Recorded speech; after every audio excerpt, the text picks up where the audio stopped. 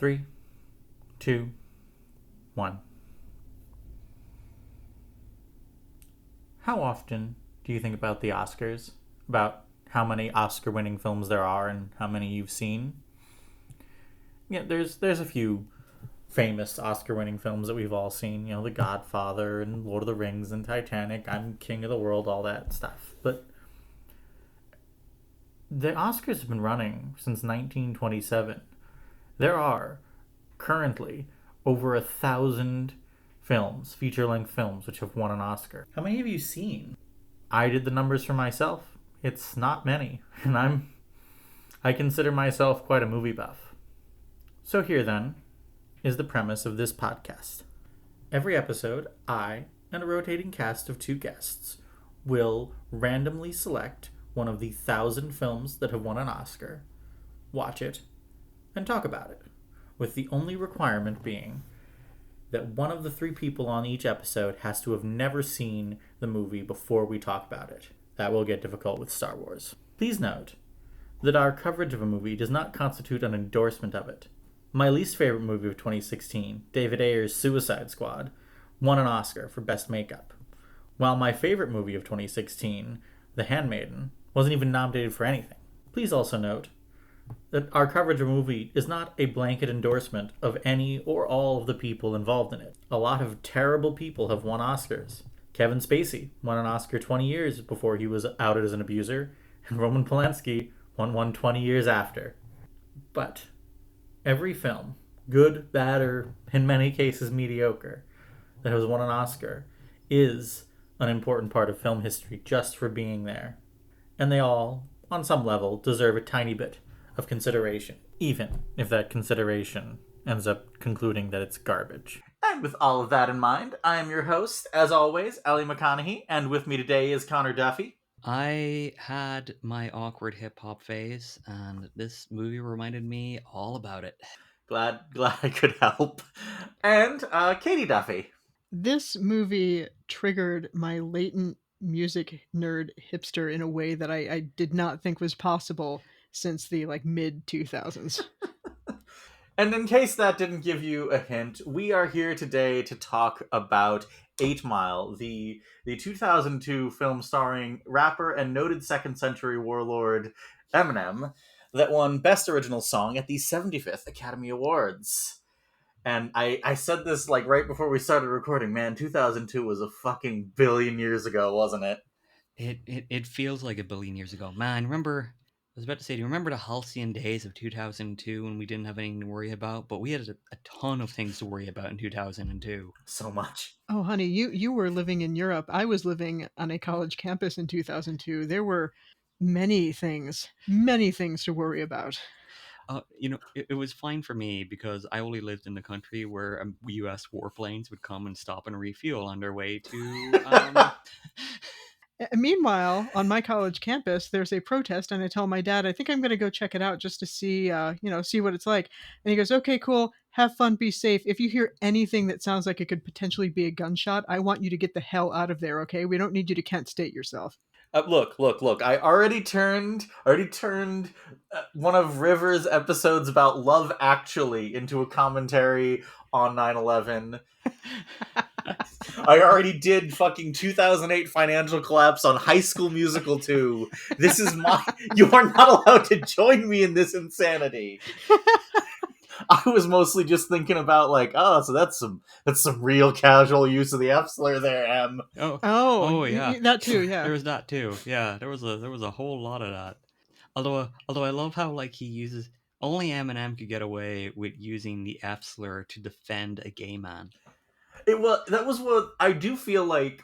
So I was I was never a huge Eminem fan. My favorite I've probably mentioned this on this show before, but I will reiterate it for new listener.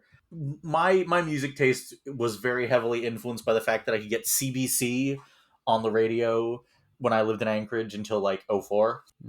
So lot of Tegan and Sarah, lot of Modest Mouse, and I know that's not Canadian, but they really like Modest Mouse for some reason, which is fair. I love Modest Mouse. Because there's a certain level of rockin' past which the Canadian government has said that Canadian bands cannot go. They're literally have a legal requirement to play a certain amount of Canadian music. It's very good. Yeah, yeah. So I was never huge into Eminem, but like I was sort of like thinking about the arc of his career as I was thinking about this movie. And like, okay, so '02, that was around the time when people were like, "Hey man, maybe you could like cool it a little with the gay stuff." So I do think like given that the gay guy is the guy who saves his ass in the end, I think he was trying to take that on board. Yeah, I mean, at that point, he'd been getting, yeah, there'd been a lot of accusations on, about him, about, his, about homophobia, and yeah, his prodigious use of a number of slurs that, thankfully, these days are less common. Mm-hmm. I will not say uncommon. I'll just say less common. But yeah, I recall like yeah, and it does feel it feels very pointed that like yeah, here's a gay supporting character that he defends against Exhibit, who was between pimping rides at the time. I was gonna say he showed up, and I'm like, shouldn't you be pimping some of these rides, or This is a very good movie for holy shit, is that X? Yeah. Hey, that's Brittany Murphy. Hey, that's Human Disaster Pensatucky from Orange is the New Black. Yeah, I totally forgot that Michael Shannon plays Greg, the shitty boyfriend, and you knew the moment he ambled out of the trailer, and you found out that his name was Greg. You were like, oh, this is gonna be classic Shannon, classic douchebag Shannon. Another podcast that I quite like called We Hate Movies told the story of like going to see Our Town live on Broadway or something, and Michael Shannon was in it, and so they got to do the thing where they're like, "Hey, dickheads, don't use your cell phone." So the way they did it for that was Michael Shannon comes out on stage with like a flip phone. He opens it up, looks at the audience, and just like shakes his head and slaps it closed and walks backstage. Which that would work on me. Yeah, I mean, if Michael Shannon looked at me funny, I'd be like, "Oh, what did I do? Mm-hmm. Oh, am I about to get the shit kicked out of me by Michael Shannon? No one will ever believe me." But getting back to the point I was making, before we got distracted by all the faces, all the recognizable faces in this movie. Anthony Mackie's in this movie. Yeah, Anthony Mackie playing the main villain of the movie, Papa Doc. which when you told me when we were discussing the film before we watched it, you mentioned that name, and I'm just like, oh my god, they really the I don't know too much about the history of Haiti, but I know that name. Hmm. Yeah, it is a very it is quite a choice. I don't know who chose it, but it was quite the choice. I mean, if the goal was to provoke, Yeah. which I think, see now I'm going into music nerd territory, but I find myself now wondering, like, wait a minute, was that a deliberate choice on Eminem's part to say, like, look, you think that I am shocking, you think that I'm controversial? Well, in the world of Detroit hip hop circa 1995, I was considered mild. And I don't know if that's true, but it would not surprise me. Well, like, so the thought that I had going to my point about thinking of the arc of Eminem's career is like, this is. I don't think I'm going to be breaking anyone's heart when I say that, like, well, whatever you think of the movie as a whole, it is very much a pretty standard movie. Mm-hmm. Yes. Uh, and it is a kind of extreme, heavily fictionalized biopic, basically, of Eminem is the logic train the movie's on. And like that always feels to me like a movie that you make when you're on the up, when you're like rising. Mm. And then I was like, that doesn't sound right. So I went and looked at his studio albums. And the next album he released after this was Encore. And I don't think his career ever really recovered from Encore, which is a terrible album. Encore was the kind of the point where his moment, I think, came to a close. He never really disappeared. He still makes records. I think he made the turn to production, Mm-hmm.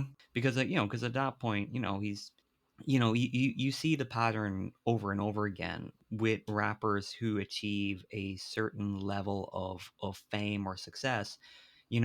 they make the albums, they make the records that that scored a big hits. They make the money, and then what do they do with the money? They turn around and they invest it into their own record label, so they Mhm. can own basically a piece of the pie for the next generation of rappers, or like the people in their circle who they want to give a leg up to. And I think Mhm. that was so yeah, it's I think the Academy Award win was probably like, unlike unlike, as you say, like the movie being the sort of movie you make on your way up. The movie itself is, as you say, a pretty standard movie. It's like Rocky, but with battle raps instead of boxing. It's the Academy Award, I think, that is like the top of the mountain for him. Mhm. And after that, I don't want to say he tumbled all the way back down to the bottom, but he's found a nice place for himself at base camp. I think that was kind of part of his mainstreaming as well, because I remember, and this is a long time ago, so my memory might be kind of fuzzy, but like the lead up to that nomination, Eminem was seen as a very controversial artist. I remember the very first time I ever saw him, I saw the Slim Shady video, and it was in the cafeteria. It was at school because I was in college at the time, and we all kind of watched and we weren't sure what we were seeing, because like clearly this was kind of it's kind of goofy, but at the same time, some of the stuff that he would say, the Will Smith don't have to cuss to sell records. Well, I do, so I can't. Fuck him and fuck you too. Yeah, yeah, exactly. Okay, there we go. I didn't know. I don't know how professional we're going. I could never fucking stop myself from swearing for an hour on a podcast. It's not worth it. Can we can we say damn on this network, on this podcast network? I will restrict you from saying slurs that are not yours to say, but everything else is fair game. All right, Yeah. Patty knows what he can say and can't say. So anyhow, so we saw this and we're like, okay, so he's not really a joke rapper, but he's not really, he says a few provocative things here and there, but fine, whatever. His videos were always amusing, or at least the ones that we saw initially. And so it was like, oh, okay, yeah, Eminem, new white rapper, kind of a little bit edgier than Vanilla Ice, but fair play to him. Me and my friends were not really into rap or hip hop, so we had no context for this person other than he showed up in between videos for the Backstreet Boys, and probably, oh geez, at that point I can't remember, early 2000s. I was busy in my dorm room using Napster to get super into Japanese Visual K at the time. But as his career continued, we started to see him court a lot more controversy beyond just the standard pearl clutching about, oh no, a rap artist. I found a CD in my son's room and it was one of those rap guys. Because of some of the lyrical content of his songs, on use of homophobic slurs, yes, but also a song about his then ex-wife, and I think the process of going through a divorce, where he kind of had this like these lyrics, this fantasy about like murdering her and stuffing her into, I think, the trunk of her own car or possibly his. Mm-hmm. Yeah. And so, being at a school that is a bit more liberal than conservative, where I went to school, it was not Oberlin, for those of you listening. There was a lot of talk about, who is this guy, and he hates women, he hates gay people, so we should not be listening to him anymore. We shouldn't be, giving him the time of day. And so when he was nominated for Best Song, beyond just our dorm room conversations or our conversations on the green, cultural pundits were asking the question: should we be honoring this person in this way? Should we be platforming this person in this way? There were, some people on the more conservative spectrum who were kind of insinuating that rap was not a worthy enough art form to be considered for an award as prestigious as Best Original Song. Mm-hmm. On the left, there was a lot of discussion about, his lyrical content. How strongly does he actually feel about this? Is he a misogynist? Is he a genuine threat to women? Like, is his wife safe? Also, a little bit of a discussion about the fact that I should say, because he's still with us, but he is a white man who is finding a lot of success with a genre of music that was you know, that originated in the Black community, that was developed by the Black community, and now has kind of become, the biggest thing in that particular scene. And so there was discussion about, like, should we be honoring him when there are plenty of Black artists who probably should be getting these opportunities, should be getting these nominations? Like, should we wait for a Black artist to get nominated? Will that ever happen? And so it was a very interesting time, and it's interesting for me to look back now, kind of with that context and that history, and just listen to the song, and go, if you strip away all of that conversation and you think about the other songs that were nominated that year, Lose Yourself, I think, really did it did deserve to win that. Hmm. I will say, like, one of the things that I had to sort of like. So I did hear a lot of that stuff. I was not in college age. I was 12 years old when this movie came out, so I didn't like hear it about at the time. But as it became a I'm gonna be getting my social security check any day now. look, first off, I'm just going to remind that all three of us are currently going through the Abe Simpson "I used to be with it" process. So yeah, my point is, like, to compare him to an artist who was in a lot of the ways his peer. I will say that, like, while I did hear a lot of controversy about it and a lot of people getting very angry at him about his stuff, part of the things that I sort of realized as I got older is getting mad at him about his songs, his lyrics, is a little bit like getting mad at, like, mindless self-indulgence. If that comparison makes sense, like Jimmy Urine, whatever Yeah. things he's done, did not name a song "I Hate Jimmy Page" because he wanted to have a sincere conversation about the way we honor older rock musicians. He wanted you to get mad at him. Katie ready to throw down here You with you Jimmy you said Urine. that you said that music title, and I'm immediately, like, out of my chair, like, let's go. All right. Well, Yes, yeah, exactly. That is the reaction. There is another yeah. song on that album called just named "The F Slur," and I don't mean that it's named "The F Slur." That is the title of the song. Is a word I'm not going to say. Well, I'm allowed to say. Now you're reminding me that in college, there was oh my god, I'm such a nerd. There was a thing called anime music videos where they would take clips from anime and they put them together for different songs. And the first anime music video I ever saw was to the mindless self-indulgence song, if you'll excuse the title, "Bitches." And the music and the anime that they chose to put to that music was Pokemon. Pokemon. Yeah. Yep. So Pikachu, yeah. Yeah. Back in my day, we used to watch anime with music to it, and we used to call them AMVs. It stood for Anime Music Video. Okay, Grandpa, let's get you to bed. They still do that. They call them edits now, and they mostly put them up on TikTok. Put me on fleek. No, like, that's another good example. He did not name a song after the guy who shot Lennon because he was wanted to have a conversation. He wants you to get mad at him because if you're mad at him, you're talking about him. Yeah. And that was sort of like the same vibe I got from Eminem eventually. Like, he wants people mad. He would write songs, like he would do songs like, like the real Slim Shady, or and the likes, and they would be the ones that got him the attention, because they were provocative and they were kind of dumb and silly. And then there is and but then he would do, like, on the Slim Shady LP, he'd have a song like If I Had, which is, written from the perspective of him, like, having jack shit, no money, no phone. He would he there was if once you I mentioned this to Katie, while we were watching, I think, the movie, in preparation for this discussion.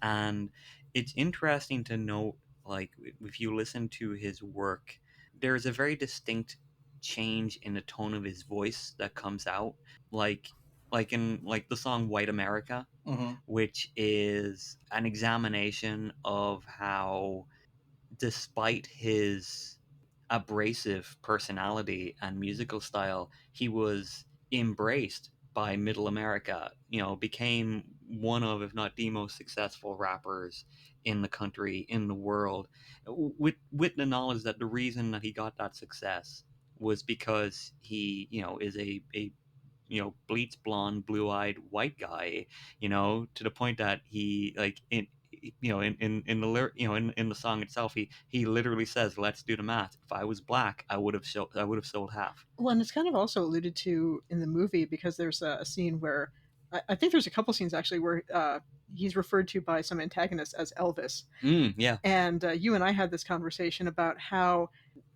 especially at that time, Mm-hmm. hip hop and rap was still considered very dangerous after like rock and roll had kind of hit a very much a mainstream level of acceptability.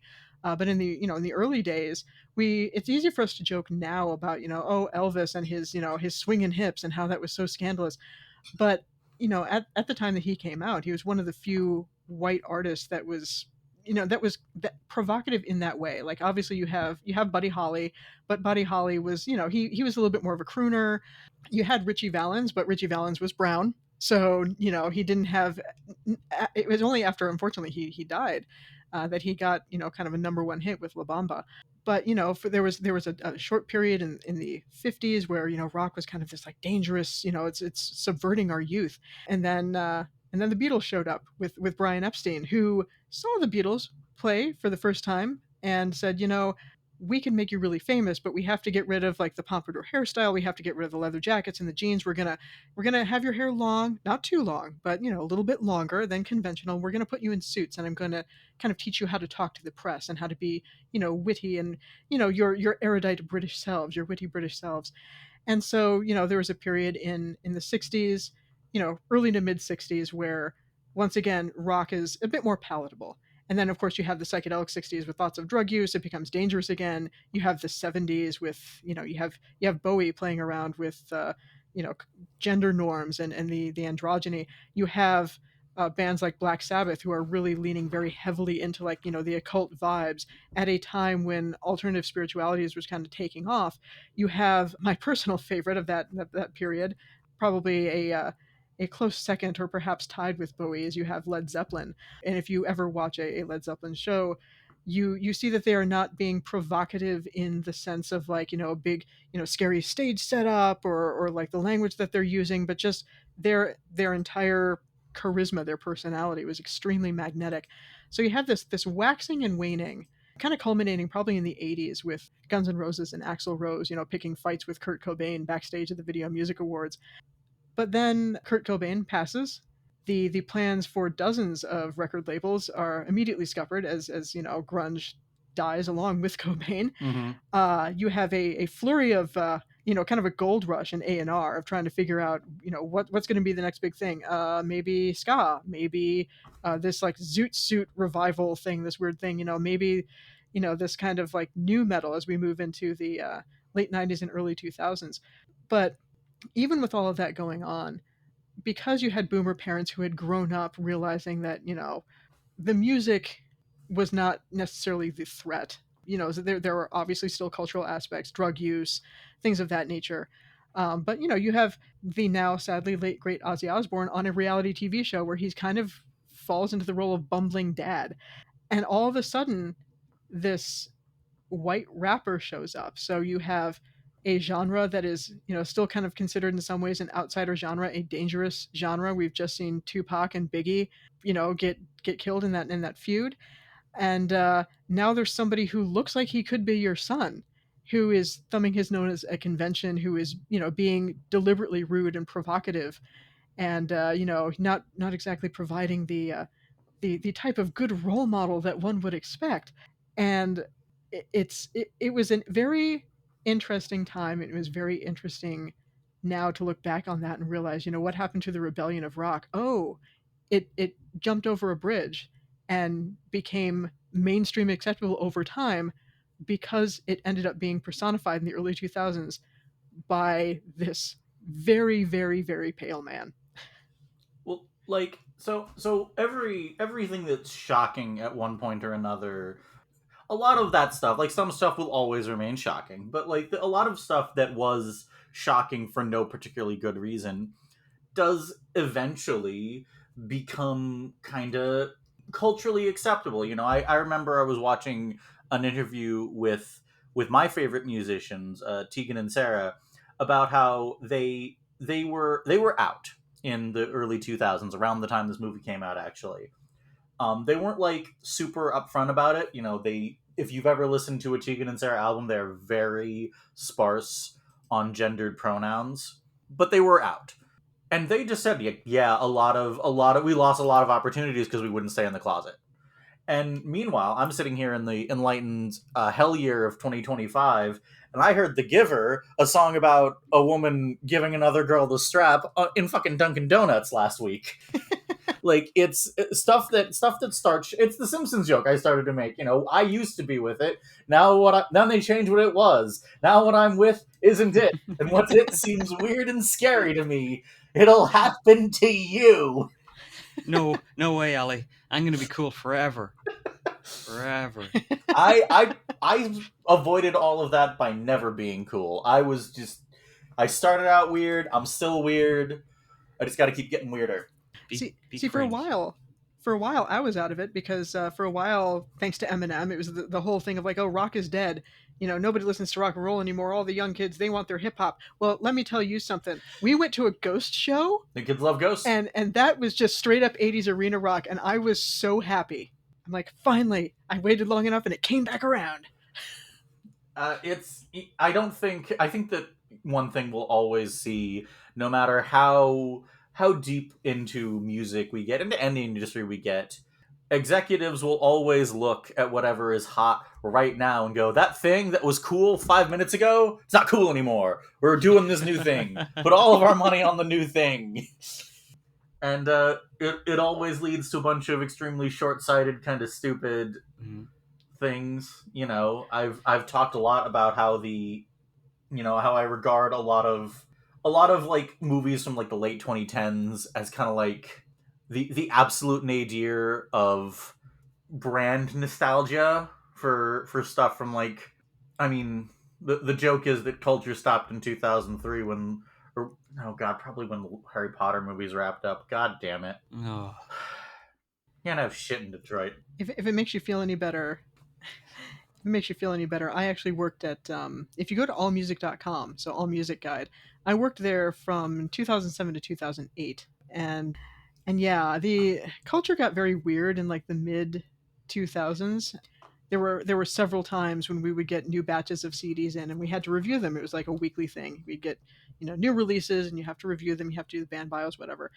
And I distinctly remember, I think it was Theory of a Dead Man. I think it was that CD, and we were all like, "Oh God, no!" Like it's they're like Nickelback, but somehow worse. And I begged my editor, I'm like, I will review anything. I will review like the best of Al Yankovic polka. Like no Frank Yankovic. I'm sorry. I will review like the best of Frank Yankovic polka. I will review We love out Weird Al Yankovic. noise metal out of Japan. I will review field recordings from Antarctica. Just please do not make me do the Theory of a Dead Man. Katie, I want CD. 1,000 words on 1,000 gex on my desk by lunch. Okay, give me enough coffee and it'll happen. But yeah, I remember begging him, and he's like, "I'll see what I can do." And sure enough, it's Tuesday, and landing on my desk in a pile of CDs, there's that Theory of a Dead Man CD, and I look at him and I go, "But you promised." And he goes, "Sorry, man, you do short straw this week." So you can still find it.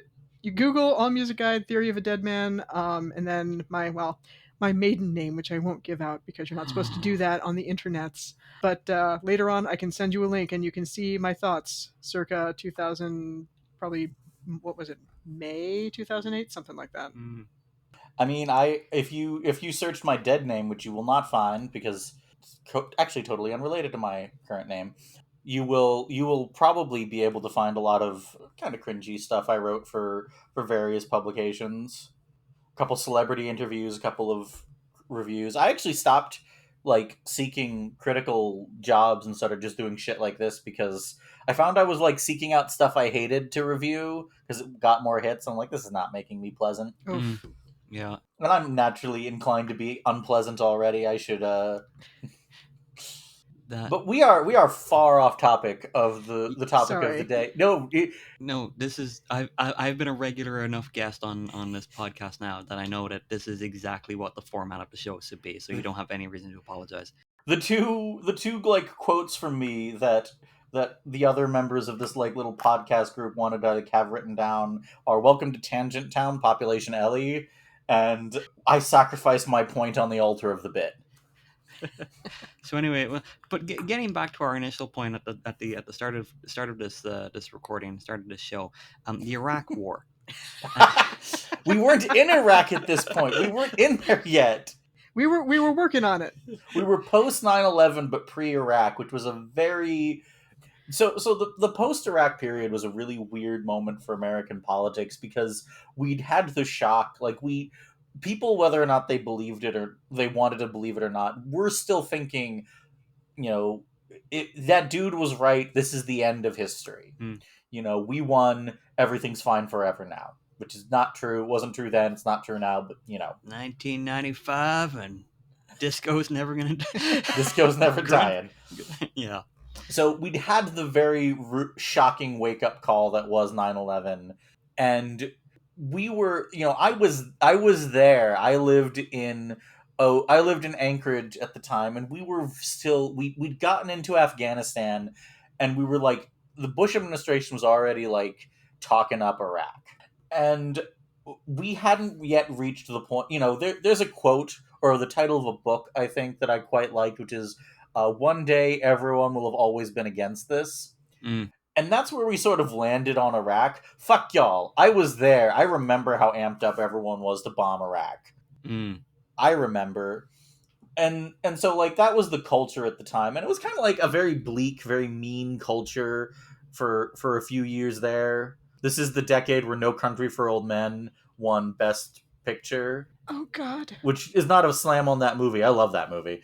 Yeah, that movie is great and very emblematic of that. And there was No Country for Old Men, which I think encapsulates that period of time very, very well. And There Will Be Blood, which I think also encapsulates that period of time very well. I don't use movies as my cultural references. I use music, and Ellie said the word country when we were talking about 9/11, and now all I can think of is that Toby Keith song about "We'll put a boot up your ass, it's the American way," and now I hurt. That is exactly the sort of shit I'm talking about. And like, yeah, we're all embarrassed by that now, but like that song went to like #1 or something. Like we are very eager to forget stuff in this country, and I think that it's worth remembering, like, nah man, I was there. I remember what we were down for. I remember the Oscars that year extremely weird. Hey, this is the year that Roman Polanski won Best Director. Yeah. I would just like to state that I always hated that song. So just to back up there, that song always sucked. When I say that I remember because I was there, I was out protesting the invasion of Iraq. So yeah, get on my level, America. Yeah, Roman Polanski won Best Director for The Pianist, and so in the grand scheme of things, Lose Yourself winning Best Original Song, not a low point in any way, shape, or form. It's a good song. You wouldn't have thought that the way the pundits were talking about it. It's a really good song. It's an amazing song. It does exactly what the best credit songs do. Very few songs in movies ever do this, but it's great when it happens. It's essentially just the story of the movie in like 3 minutes. Yeah, exactly.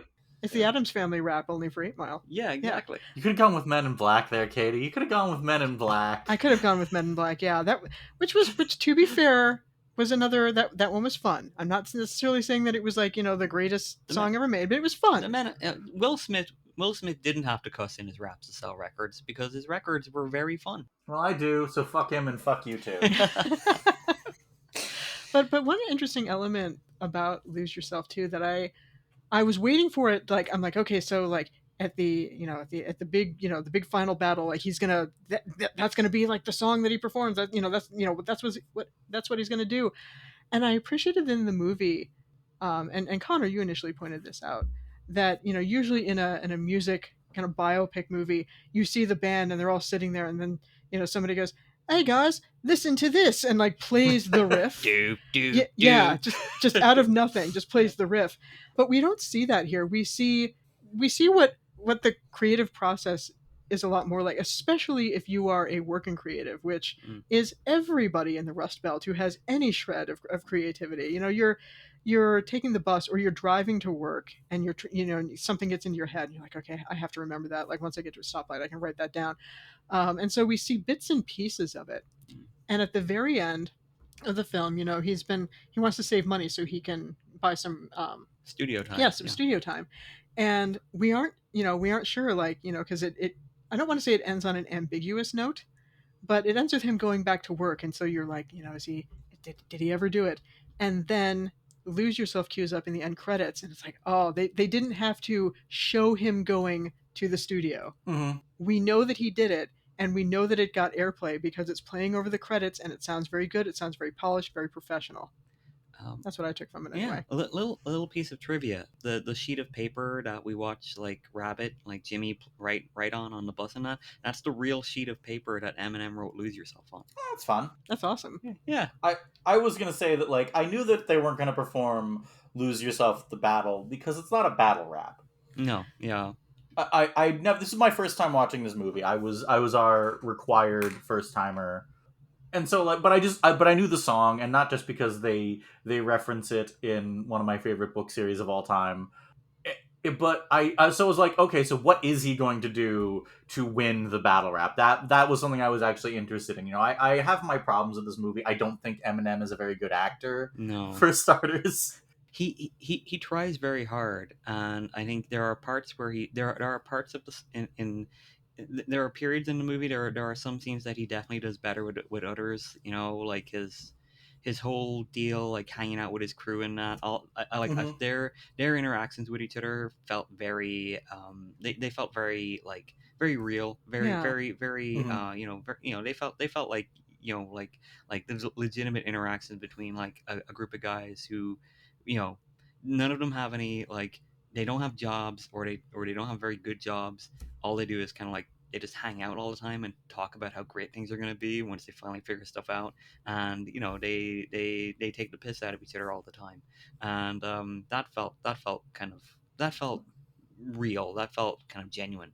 Other parts, where he's, like, really trying to show emotion, and that he generally tries to show emotion by speaking louder. Mhm. That's not so great. Yeah. I quite like the scene outside of the when he's, like, fixing up the car with his friend Future, about what, like, 7 years before the actual rapper named Future blew up. Mm. Fun. I liked that scene because, like, I'm not a musical person. I don't create music, but I do try to, like, write stuff or write movies or whatever. And, like, the basic premise of you are hanging out with your friend who is also into creating this stuff, and you're just, like, kicking things back and forth across at each other for no reason other than you just like this stuff, so that's why you do it. Like, I think that in order to do any creative field, you have to like that field. Mm. Yeah. I've never met a writer who I thought was a good writer who does not seem to like the medium that they're writing. Oh, Ellie, I wrote website copy for financial clients for 10 years. That is not an art form that you were creating. Like, that is like me saying I'm not, like, emotionally passionate about sorting laptops in a warehouse. Like, that's my fucking job. I do that. I go in, I do that for the best of my ability for 9 hours because that's what they pay me to do. But, like, when I'm at home, when I'm out with my friends who write movies, we're just like, we literally, in response to, like, some of the James Somerton fallout, some of my friends just started, like, okay, if we got the money that guy, like, stole, what would we make? What movie could we make on on, like, little under $100,000? And we're just sort of like, well, it couldn't be very expensive because it's got to, so it's all got to take place in one building, but it's got Mm. it's got to be interesting because if your movie can't be good, it's got to be interesting. So what if they're all trapped inside because there's a dinosaur rampaging outside and we never show the dinosaur? And I'm like, okay, so what's the dinosaur? The dinosaur is a metaphor for COVID or something. And we're just spitballing ideas back and forth for no other reason than we love movies and we love talking about making movies. Mm. And we, that is the scene that really felt very genuine to me, where he's just hanging out with his friends, spitballing music for no other reason than they love music. The parts where he has to act sad, Well, he's trying very hard. He's trying very hard. He's doing the best he can. Like anytime, anytime, like he and Brittany Murphy have to act as if they are really into each other. Variable. Variable. Brittany Murphy was a very good actress, but she wasn't like I was thinking about the movie because I haven't seen the movie in like 20 years. You know, Mm-hmm. I had it on DVD. You know, a little after it came out, and so I hadn't seen it in a very long time. But I had, you know, I it was suddenly very clear to me like how disjointed the movie is and how there must have been the movie itself is like an hour and 50 minutes. Mm-hmm. And there must be a good 15 or 20 minutes of footage of usable like film that for whatever reason they cut it because maybe the studio was like it needs to be under 2 hours, cut out all the stuff that like adds more kind of like depth and muscle. Mm-hmm. Focus on the Jimmy character, get Eminem rapping as much as possible. Yeah. You know, so the whole relationship between Jimmy and Alex, Brittany Murphy's character, there's it feels like there's a whole chunk of that goes missing because we never fully understand. We kind of get why she's into him at first because he's good looking guy and he's talented and she can kind of like see that he's got like the same desire to get the hell out that she Yeah, does. he's got ambition. Yeah, Mm-hmm. and so she finds that attractive, and then in the end, at the end of the by the end of the movie, she's getting ready to leave, and she's like cheated on him, with one of the other characters, Wink. I'm looking at the IMDb page. I don't remember all these names. I definitely will always remember Lickety Split. That's a great That's a name. good name. More people should be named that. That's a good rapper name. Yeah, but like it feels like it felt like okay, we have to put this bit in the movie to explain why they break up, and then why they kind of have to reconcile, but there isn't really any time spent like exploring like why she would want to cheat on him. Why does she have sex with this dude in the in the booth next to where a radio show is taking is being There were broadcasted. so many scenes in that movie that I'm like, this movie is just a visual representation of the chorus from Common People by Pulp. You know? That shot was like they clearly set that up. I think the implication was that she was like cheating on him to get like something to get to New York, but I didn't follow it super good either. It is extremely underdeveloped. They clearly set up the radio show purely so they could have the visual of the interview happening while Eminem, whose character's name is Rabbit and who I will Mhm. continue to call Eminem, beating this guy up, but they can't hear it because it's muted. But is the implication, therefore, that if one of the people had looked at the sound booth, they would just see Wink fucking this chick 6 feet away? Is that the implication? Well, she and Eminem, method actor Eminem, who to prepare for the role of Jimmy Rabbit lived for almost 30 years in Detroit, and during which he created a small but devoted following in the local hip hop scene. Really developed that dead-eyed Rust Belt stare Yeah, too. yeah. Like it's not a completely inauthentic movie. The shelter is a real place, Mm. and like I don't know. I've never been to Detroit, so I can't speak to. Katie pointed out at one point that there's a when the scene where they're all going they basically they take Jimmy's car to like this hangout spot where like everyone else is kind of like parked and kind of like rapping and they're just kind of like listening to music and that. I believe you mentioned like that they use that same location in Jim Jarmusch's Only Lovers Left Alive. Yeah, I cannot recall the name of the place, but I think it was an old theater, Mm. and it's like pretty much completely gutted Mhm. in the inside, but you can still see some of the really beautiful frescoes and stuff that were in the ceiling, and so yeah, they show up there, and I immediately did the thing where I'm like pointing frantically at the television, going, wait, that's where Adam and Eve like hung out and Only Lovers Left Alive. I've never been to well, okay. I've been to Detroit one time, and it was for an Al Green concert, and that's a story in and of itself, which I don't have to tell here unless you want to hear it. When I lived in Michigan for a hot minute, when I worked for All Music Guide, I was curious about Detroit because I'd heard a lot about it, but I'd heard it was kind of rough. Curious about other cities in Michigan, like how bad can they possibly be? And I remember asking a coworker who had this really cool album actually pinned up in his cubicle, like a big Isaac Hayes gatefold that like it folded out and like kind of like in a cross position, his arms out and everything. And I said, "Where'd you get that?" And he goes, "Oh, I got that at a really cool used record store in Flint." And I'm like, "Oh, cool! Like where what's the address? I'd like to check it out." And he's like, "Don't." And I go, "What do you mean?" He goes, "What kind of car do you drive?"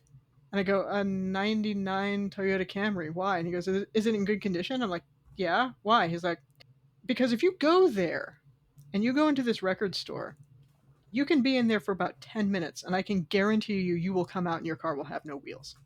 And he was serious as a heart attack.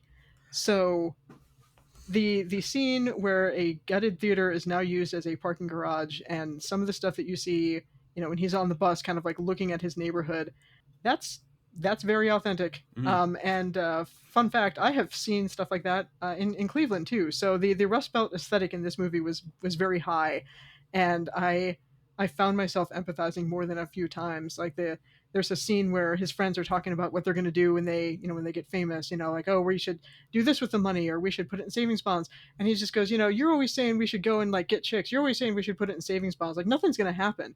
And like I was like, "Oh God, I know exactly what that feels like because I have been there. I have been stuck in a town and a place that does not understand me, with no money and no way out, and just thinking to myself like, well, this is my life."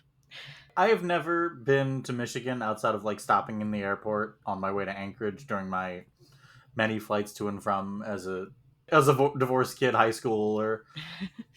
I will say I know two people from Michigan. One of them is like top three sweetest human beings I've ever met in my life. The other one, who is a guy who, after he chose the August one of the August Underground movies for his movie night, don't Google them. I would just sort of straight up told him, "You're not allowed to pick movies anymore, man. That was the last straw. This keeps happening, and we're not doing this again." So I don't know. I don't know what's up with Michigan. It frightens me. It's a weird state. I say that as a lifelong Ohioan. Ann Arbor is a beautiful area, but it is a weird state. My point, I guess, was that like I was kind of like the movie was starting to test my focus a little bit in the third act. A lot of stuff doesn't really connect. It gets very sedate for some reason. Like Eminem gets beaten by Wink's posse, which I have a lot of friends. Mhm. One of them comes to me, is like, "This guy beat me up. We got to go get him." "Oh my God, why'd he do that?" "Well, I fucked his girlfriend." "Okay, that sounds like a you problem, man." Like if he does it again, okay, then we'll go talk with him. But like, what you fucked his girlfriend, you took a beating. That's fair. Yeah. You're square with that guy. That seems fair. It's a very sedate beating. He takes it. It's just like, okay, this is just sort of happening. Okay. But that's like the Midwest, like I shouldn't say Midwest. That's like the Rust Belt despair thing, of like, my life cannot get possibly get any worse. Oh no, wait, here it comes. Okay, I guess this is where I die. All right. Okay. He makes up with his friends over the course of about like 5 seconds. Yeah. In a very sedate conversation. That's very genuine too, because it's like, hey man, sorry to call you a dickhead. That you explaining to me like the guys ribbing each other in this movie, and like the guys fighting and then making up, and me just being gobsmacked as I'm like, I don't think, if I was running around with a group of girls and they did half of the stuff that these guys were doing to each other, somebody would end up dead. Yeah. Like, I mean, whatever my gender is now, I was perceived as a man for a good chunk for my entire 20s, and we would occasionally do stupid shit for no other reason than we felt like it. Go to Wendy's and order everything off the menu. Why not? Yeah. Sometimes the worst thing that can happen to you is you have a hot mom. Yeah.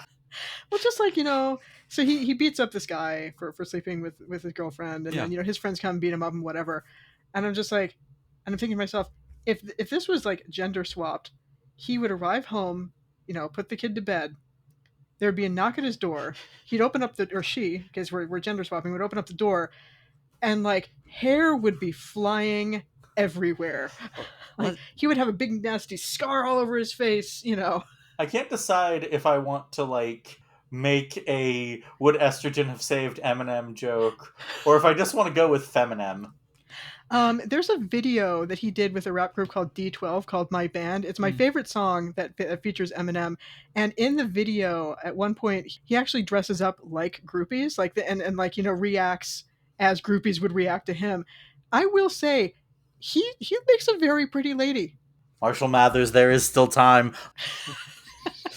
But like, so the point where the point I was making back when dinosaurs ruled the earth is the movie did start to regain my attention during the rap battle, because like Yeah. most music biopics don't end with a tournament arc.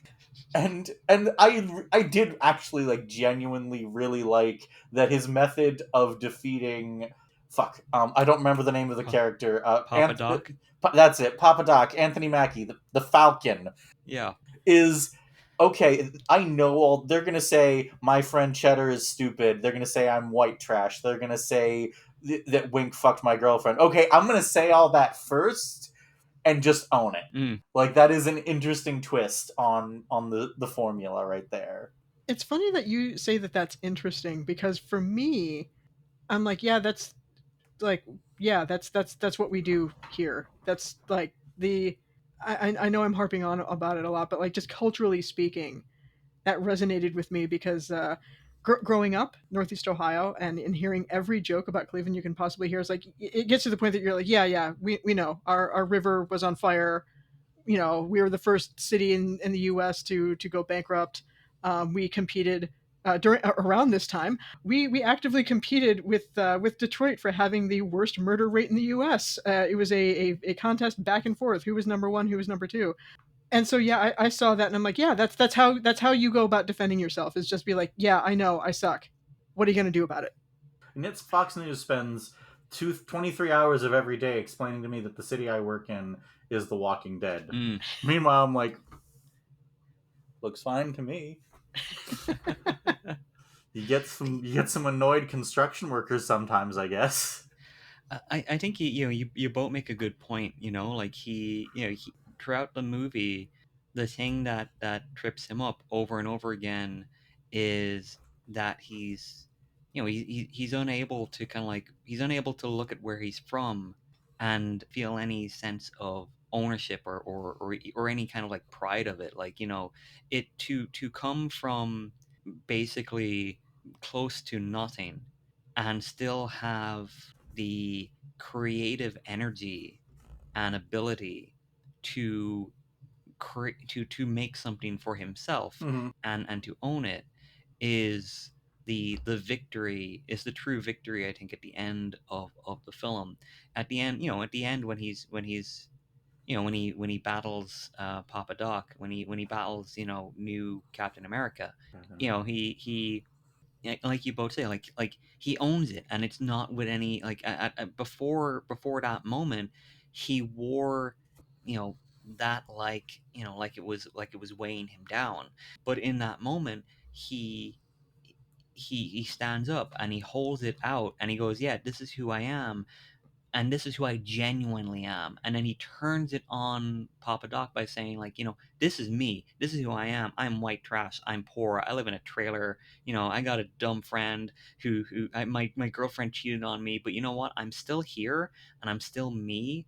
And then he turns it on him, and it's that wonderful twist where he goes, but you're completely fake.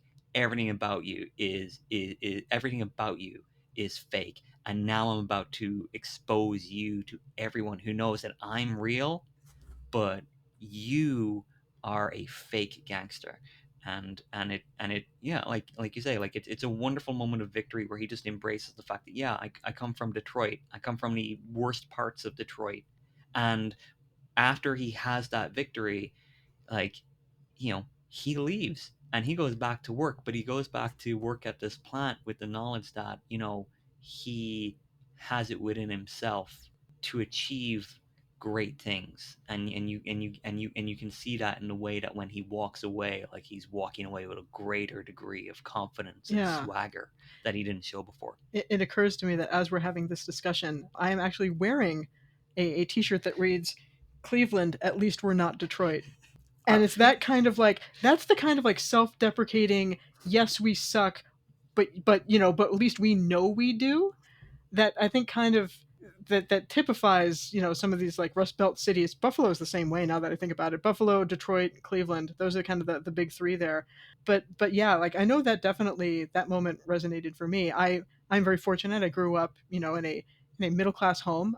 Did not want for anything. Did not need to worry about financials or anything like that. But yeah, when you come from a part of the country that is constantly maligned for being a little bit out of step, a little bit backwards, economically disadvantaged, has quote unquote no culture, which is a total lie. You see that moment, and especially when he's like you said, when he's kind of deconstructing this guy and saying like, oh, you swagger around like you're some big gangster, but you come from you come from money basically, or at least you come from a better background. It's kind of that whole thing that you get when people from I hate to pick on the coastal cities, but like people from New York or Los Angeles, like, oh, you're from Cleveland, like, yeah, I am. What about it? You know, it's that feeling of embracing all of your flaws and moving forward despite them. I want to point out that in 30 Rock, the joke is that Cleveland is the perfect city. But also, as long as you're talking about authentic Midwestisms, I have a serious beef with the closed captions on 8 Mile. Yes, I watch movies with closed captions. Leave me alone. He very clearly in the chorus, I guess it's the chorus of "Lose Yourself." Mm-hmm. He does not say, "Oh, there goes gravity." He says, "Ope." I hear that P. Shut up, closed captions. Put the P in there. Yep. Oh, there goes. Yeah. Like, what is that? That's like a Michiganism, as far as I know. Yep. No, we say ope. Yeah, see? Oh, sorry. Let me get around to there. I did that to somebody in Philadelphia. I was in a CVS in Philadelphia, and this woman was trying to get around me. I had a little cart, and I just go, "Oh, sorry. Let me move around." And she was like, she wasn't offended, but she actually turned to me and she's like, "What are you apologizing for? Don't gotta apologize for that." And I'm like, "Oh, sorry. I didn't mean to. Why are you apologizing?" And I'm like, and it suddenly occurred to me, she's not mad at me. She is mad at whoever made me feel that I had to apologize. She will take on the entirety of the heartland on my behalf, She will. because I was apparently misinformed that when older people are trying to reach something in the aisle, it is your obligation as a good, kind, productive citizen to say, "I apologize. Let me get out of your way." As someone I live in Connecticut, but I work in New York City, as I've probably mentioned before. And people in New York City, they can be extraordinarily rude, but like, I ran out of money for trying to get home in Ohio one time. Don't ask what I was doing in Ohio. I was being an idiot. Um, and like nobody gave a shit. I ran out of money in New York City overnight, waiting for the trains to start again, and some girl walked up to me and was like, "Hey, you want to go to Dunkin' Donuts? There's a 24-hour Dunkin' Donuts around the corner. You want to like go hang out there for the next 3 hours?" And I hung out with that girl for 3 hours. I have no way to contact her. I was drunk enough that I don't remember her name, but if you're out there, redhead in Manhattan in 2013, you rock. I'm a girl now. That's why I seem sad. Oh dear. So people will be nice in New York City. They'll just also be rude about it, if that makes any goddamn sense. And we are once again like I feel like we're kind of talking around the film a bit, because like the actual you said it was rocky with rapping. Yeah, I suppose we could talk about the movie. We haven't not been talking about the movie. True, we haven't not been talking about the movie. We've been talking like about the things that are relevant to the movie. My point was simply going to be that like I don't remember what movie it was. It's not quite as bad as this one, but there was a movie once that I joked like I'm pretty sure there is a command prompt that you can enter in like Celtics or something, and this screenplay will pop up on screen for you. And like it isn't quite that bad, but like it is quite, except for the part where I guess Eminem fucks a girl in a fucking car factory. It's a very generic we film. we were we were watching that, and your first reaction, Katie, was, "Well, that's an OSHA violation." Yeah. I'm watching that and I'm like, I've never belonged to a union, but I'm pretty sure the union will not cover for you if you do this, this. this lets me get back to a point I was thinking about earlier. Like, we have the scene, Eminem, where Jimmy discovers, like, Alex having sex with Wink in the sound booth Hmm. at the radio station. And then, like, earlier in the movie, we have this bit where, like, Alex and Jimmy go off and have sex next to, like, like a plant or something, like some press or something. Maybe she's just really into places where she might get caught, but also where, maybe she's either into places where she might get caught, or she's really into, like, industrial machinery. I was gonna say I think it might have been the latter, something with machines. Yeah. This girl is gonna watch Crash, the one that is not eligible for my podcast, to be clear, audience, and like have an awakening, a very distressing awakening. God, that movie slaps. Yeah, I guess the point I was sort of driving at is that very little about this movie is. I mean, like, I said it's a biopic. It's not technically a biopic. He is a fictional character. But come on. Yeah, it's Eminem's story by and Yeah. large. It's interesting to note that after this movie, Eminem, like, he got offers to do other stuff. Like, he was given, like, he was originally going to be cast in the movie Elysium, which went to Matt Damon. There's a wild story about there's a wild story about Eminem and DMX getting cast as rival, like, crows in a crow sequel. Christ. See, you Yeah, you say that and immediately X gonna give it to you pops into my yeah. head. So X thanks for is that. gonna give it to me. Just think, if we'd gotten Eminem in that Elysium movie, maybe I wouldn't have had to be sitting there watching that director's next movie and go, "Is that fucking Deontwood? What the fuck?" The Antwoord. The Antwoord. The rap duo, no, everyone knows, but they don't know why. I mean, I've listened to some of their stuff. So have I. It's I was unsurprised to find out that they're sexual predators. Yeah. I heard one of their songs and I think I sat there after the song was over and I gently took off my headphones and I said, "You know what? I think that is enough pop culture for today." Did you ever do that during this movie where you thought, like, that's enough of this for today? No, not really. I will say that I have a hard time, and this is going to sound very silly. I have a hard time with movies where people are like yelling at each other. It just kind of makes me like tense up. That doesn't sound silly at all. And there was a lot of that in this movie. There was a lot of me going, somebody's going to get shot or somebody's going to get, beaten up or, like whatever. Like, nothing that I had to leave the room for. No, no gratuitous violence, no like, severe gore or anything. But there were some tense moments. And, but, I did have a few moments of as far as the song, since music is kind of my thing. Of I had a few. When are we going to get to the? We've seen the car factory. When are we going to get to the box factory? When are we going to hear this thing? When are we getting to the fireworks factory?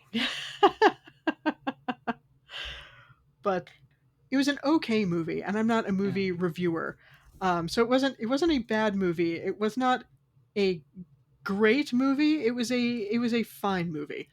It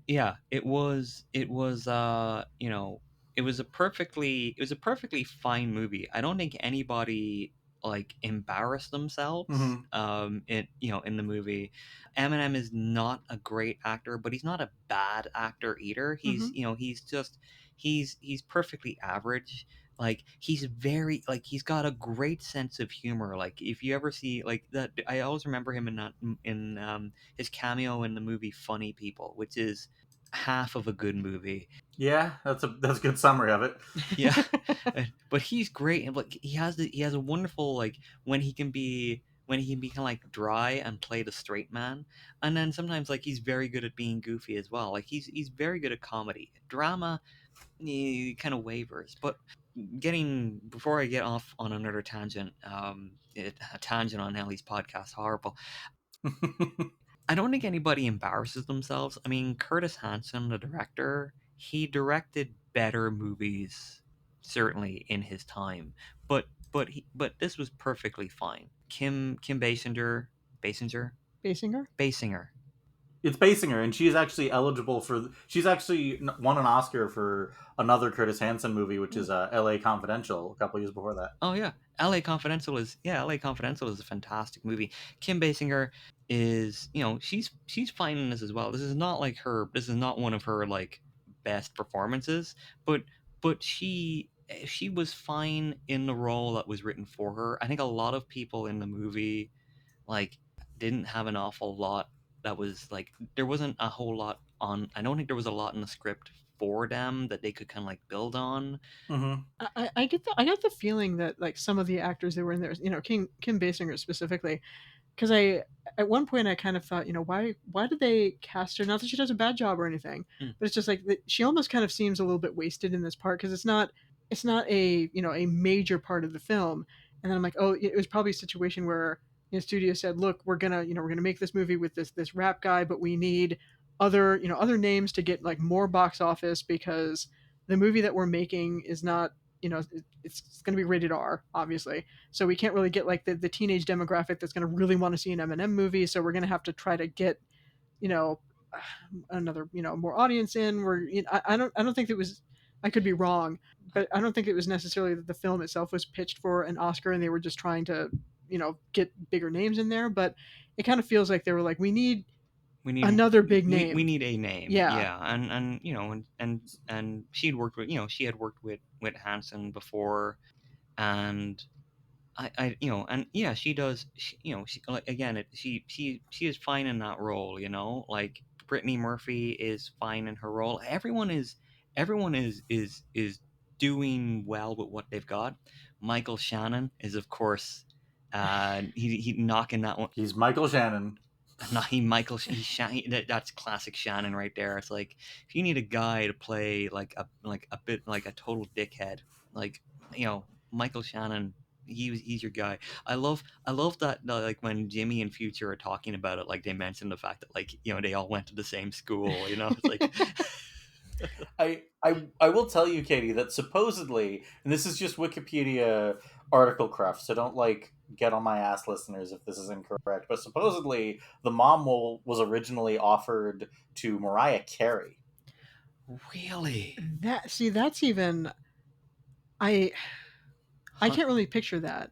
No, Honey herself. I will say, I was not expecting a lot from the screenplay, given the other two brushes writer Scott Silver has with this podcast. He also wrote The Fighter, which is another thoroughly generic movie that just happens to have a noted violent criminal Mark Wahlberg in it, and he also wrote Joker. That's a thing. Oh, we're gonna be seeing him again, I guess. Yeah, Um, excited. yeah, like yeah, it's that's the thing. Like the movie is there's nothing in the movie itself that you can point to and look at it as like as a piece of classic cinema. I think that the like the climax of the movie, the rap battles, Hmm. they're really good. Supposedly, according to IMDb trivia, which is of course, as we all know, the most Impeccable. yeah, it's completely incorruptible. I guess Eminem would keep changing the lyrics of the battle of his raps when they were shooting the battle raps. It would throw the other guys off. I do love the wonderful story that Anthony Mackie said recently, where he talked about how like he and Eminem were just like shooting a breeze, and he mentioned some stuff, about his like his background and stuff, and Eminem turned around and used it in the final rap against Papa Doc. I will say, just as since you're talking about the battle rap scene, Yeah. I will say that like for somebody who does not know much about rap and hip hop, that was not my beat back in the day. Mm. I do wish that there had been at least a little bit of exposition explaining like why battle rap, why do they do this, what are the I twigged onto the rules as I watched it in that final battle where it's like, okay, so they both have to use the same beat, they have, a certain amount of time, if they, if they can't do it in a certain amount of time, they, they forfeit.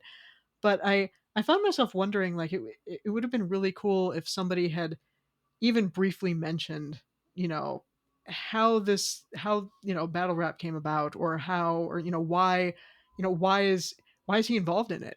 Because we hear his friends say, oh, like, he's a genius, he's so good at this, but there's no, like, yeah, man, remember when in high school, or, like, just even just like kind of a throwaway line to explain like how he got involved in this, and why. I think that was one of the shortcomings.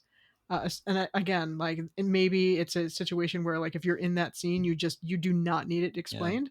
But I think for mainstream audiences, because battle rap is something that I am aware of, Hmm. but you don't hear a ton about it because it's not really like a radio ready kind I, of sub genre. I mean, it's like the prototypical version, like a sort of improv version of like a diss track. And as we all know, hmm. last year we got to watch Drake get murdered via diss track. So it's clearly got something, and supposedly, and again, I'm not an Eminem aficionado, so I don't know all the details, but supposedly Eminem was on his way up, like a very vicious battle rapper, Hmm. and so like that was. I can understand why they. I agree with you. Like, I know what battle rap is, but I can imagine if you're like, it's just some rando family watching a movie in 2002. You're like, what the hell is this going on? I'm gonna go watch Two Towers again. I I do appreciate though that like there wasn't any, because let's face it, knowing who the screenwriter was on this, any attempt to like exposit what battle rap was about would have been really clunky. It's kind of nice in a way that they don't ever really fully explain it. You get to watch it kind of play out, and then you as the viewer sort of parse how it works, and gain your understanding through through watching. It's showing you, Yeah. rather than telling you, which I appreciated, because it made the storyline, it made the plot itself, and what we saw on screen feel a lot more realistic, because everyone we see, with very few exceptions, is in that scene. So they're in that scene of, like, they're in hip hop, they're in battle rapping. They gather around their cars, and to start freestyling together. So none of them ever need to explain to someone else in that scene, are you going to the rap battle today, where two rappers will compete to see who can insult the other the best in the most interesting way. So, and back in my day, when physical media was the thing we all had, and you didn't have your Netflix or your Amazon Prime, they used to have a thing called DVD extras. It was edited by a guy named Jay Rabinowitz. So who is, if I'm just going over his IMDb, like he edited Dead Man, he edited Ghost Dog Way of the Samurai, he edited Requiem for a Dream, which is a movie that I hate, but it is an extremely well edited movie. I'm Not There, The Tree of Life. He is an extremely good editor. Mhm. So it's possible that there was a part where Scott. I mean, we're talking about how much of it feels like missing. It could just be that Jay Rabinowitz looked at that and went like, "Well, that's fucking stupid," and just cut it out. See. Meanwhile, I'm sitting here, wishing that I could go back in time and go back to rock and roll night school, which was I. So in addition to writing for All Music Guide, I also came very close to being a docent at the Rock and Roll Hall of Fame in Cleveland. I did some volunteering in their archives department, and then decided, yeah, I want to be a docent. I want to, tell people about this stuff. I never, I did pass the exam. But I never became a docent because I moved to Michigan to go write for All Music. Anyhow, in order to train for that, you had to go to something called Rock and Roll Night School, and there was a gentleman there, Jason Hanley. He's now the vice president of education and visitor engagement at the Rock and Roll Hall of Fame Museum, but he's also a musicologist. And there were several times in that movie where I'm like, I wish that I had like stayed. I wish that I had been friends with him. We were acquaintances, and he, we talked sometimes, But I was like, oh, if only Jason was here, because he would have this like encyclopedic knowledge and would be able to give me like the total rundown. I'd have all this context. It would be great. And so like maybe like me pining for an opportunity for somebody to explain to me is just kind of an outgrowth of me watching a movie about a musical genre that I don't know much about and being like, oh, I have to make intelligent conversation about this. I'm the quote unquote music expert. Oh, Jason, wish I had you on speed dial. You'd know everything about this movie. You did a good job if it helps. Yeah. Thank you. Yeah, I mean, like, I think that the movie's quality can best be summed up by whenever I mention, oh yeah, I'm covering 8 Mile for my podcast. It won an Oscar? What for? Original song? Oh, that tracks.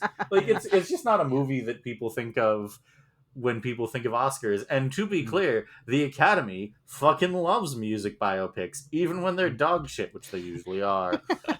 Most music biopics are dog shit, don't at me. It's funny. I think of like of of all the films that I've discussed on this podcast, at least with you, with the possible exception of Marjo, because Mhm. that was a fantastic documentary. I feel like this is probably when you compare it, to, especially when you look at what the other nominees were that year, but certainly this feels like the most deserving Oscar winner that I've been lucky enough to talk to you about on the show. Like the movie was average. It was average at best with a really great like final act. Mhm. But the song is an all-time banger. Oh yeah, absolutely. The song, and again, speaking as somebody who doesn't normally listen to that genre, I like it's undeniable because I remember when it first came out and I was like, yeah, I'm not really into rap. I don't know if I really want to listen to this, and so I kind of avoided it for a few years because I was just at that point. There was a little bit of Eminem fatigue combined with the whole like he's a terrible he's a homophobe and a misogynist boycott Eminem, don't listen to him, that the whole like kind of early proto cancel culture of you admitting to people or just proudly saying like yeah like when I was in my women's studies course back then and mentioned that I had Motley Crue's Girls, Girls, Girls stuck in my head and the absolute like verbal lashing I took for that. But anyhow, so for a while I was like, no, I am a good person. I do not endorse people who are sexist or homophobic. I I will not listen to this song. And then I heard it. I was like, oh no, it's really good. I mean, like it's really interesting talking about that because, like, you're right. I remember it being controversial, but like the controversy of the 75th Academy Awards, any other controversies have gotten utterly eclipsed by the acceptance speech Michael Moore gave that year, Mm. which is something I guess I will talk about when and if I roll up Bowling for Columbine. And like whatever you can say about Eminem, like he to bring up another winner, he is not Roman Polanski. I've never heard that he does like Yeah. truly horrific stuff. And you know what? Final thought: you don't have to only listen to morally pure music. You don't only have to engage in morally pure art. Go get to quote one of my idols. Get more out of life. Go see a fucked up movie. Connor, do you have anything you want to plug? Sure. We both have some pluggables. You can find me on Blue Sky. I am young Mr. Duffy, and I sometimes remember to post there. Katie and I both work on Third Country Press, which is our itch.io page. We make silly little games. We make zines. We have a good time. We in like all great working artists, we make almost no money, but but people still seem to like our work. As my Blue Sky bio says, I do nothing of interest or import. That's not true because there's like a whole other bunch of stuff that I say to Ellie in this point, and I'm gonna let you talk about it now since you are the musical expert. Okay. I do nothing of interest or import, but you can find me on Blue Sky at kduffy1718. And in addition to coming up with ridiculous ideas that then get turned into functional games by my husband, we also have a radio show called Third Country Radio. That's on BFF.FM. Best frequencies forever. There you can hear a little bit of my DJ voice. And each week we kind of explore different genres. We don't really have a set format for our show, but you can tune in. One week we might be listening to Irish folk music. Another week we might be listening to jazz from Algeria. And sometimes I get a little excited because a band is coming to town, and we do an entire show about Ghost or Blind Guardian or The Darkness or whatever else we're feeling that week. I do believe in a thing called love. That we would not be married if that song did not exist. As always, you can find me, Ellie, on Tumblr at Football in Tuxedos with dashes between the words. You can find me on Blue Sky, Medium, and Letterboxd at LSR42. And you can find this podcast on Blue Sky at Biggest Night Pod. We are available on both Spotify and YouTube. And if you follow us on YouTube, be sure to give us a subscribe, maybe like and comment on the videos so that you can tell me which parts you like and which parts you don't. And thanks to both of the Duffys for coming out to help me talk about Marshall Mathers. But, you know, the last couple of movies were kind of like serious or dark. A lot of people shouting, as Katie put it. So this next time we're going to take it back a couple notches. We are going back to 1938 to discuss the Errol Flynn film, The Adventures of Robin Hood. Hope to see you there.